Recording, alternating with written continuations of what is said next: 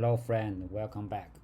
So in the last video, we talked about our custom and equitable implementation um, in this way, right? We provide the equal function. So it's the equitable protocol.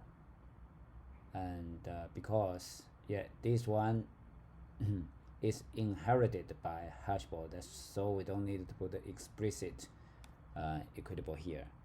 So in this video, let's talk about Hashable. So Hashability has a straightforward purpose. It generates an integer based on the content of the object of ChessPiece. So it means it will generate an integer, one integer, based on the value of that and that and that, all of them. Yeah, different types. So why do we need that? It will speed up the comparison very significantly. Okay, what does that mean? For example, right, we have one hash value of one chess piece, and we have another integer hash value of another chess piece. If they are not same, we know those two objects are not the same, even though it doesn't guarantee that. Like, if the hash values are same, they might not be the same object. But if the two hash values are different, we know they are not. Yeah, that's the requirement of the hashability. If the hash values are different, they are not unique. Okay, so Xcode also provided the compiler synthesized implementation of Hashable using all the properties, essential properties here. It's called essential property. But we know, right, this one is not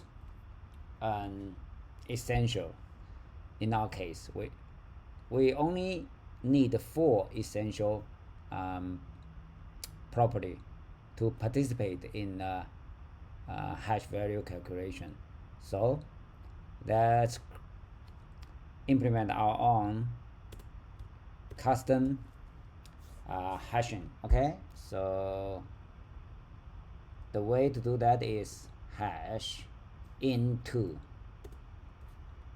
We override this function. So in the parameter, the platform provide a hasher, so we can use this one to include our essential combine to put all our essential properties into this hash calculation to contribute to the final hash value. So we include the column like that, and hash.combine row, right? Oh, row. Yeah, we also need prayer and the rank. Right now, this is consistent with our implementation of equitable protocol. Okay, rank that.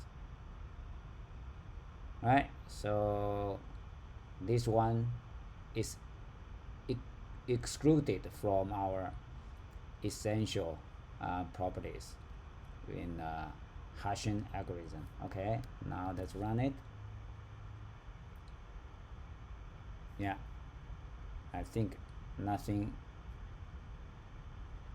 from the game point of view, nothing is changed. Yeah. But now we have a stylishly hashable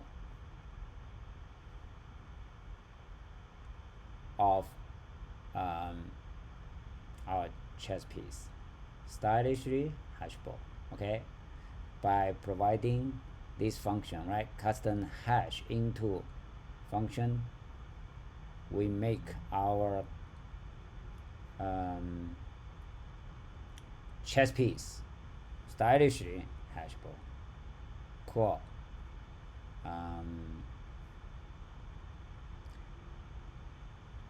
How? Yeah. So we rely on the Xcode to generate the actual final hashing algorithm for us, right? How does it do this,